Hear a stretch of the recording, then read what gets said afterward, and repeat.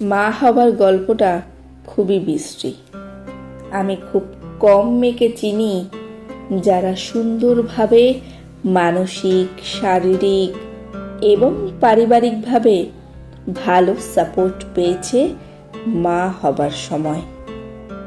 অধিকাংশ মায়েরা বাচ্চা পেটে নিয়ে একটা অলিখিত যুদ্ধ করতে করতে 8 মাস কাটায়।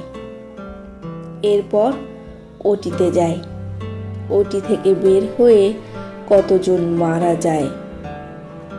আবার বাকিরা একটা বছর শারীরিক, মানসিক ও পারিবারিকভাবে একটা অলিখিত যুদ্ধ করতে করতে শিশুটাকে নিয়ে বাঁচে।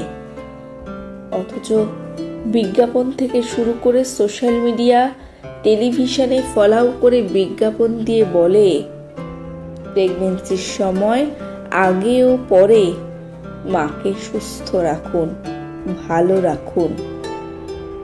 সত্যিটা হলো প্রেগন্যান্সির সময় গর্ভবতী মা বাদে সবাই ভালো থাকে। একটা সুস্থ মা যে সুস্থ পরিবার তৈরি করতে পারে, এই কনসেপ্টটা আমাদের পারিপার্শ্বিক অবস্থা বিশ্বাস করতে চায় না।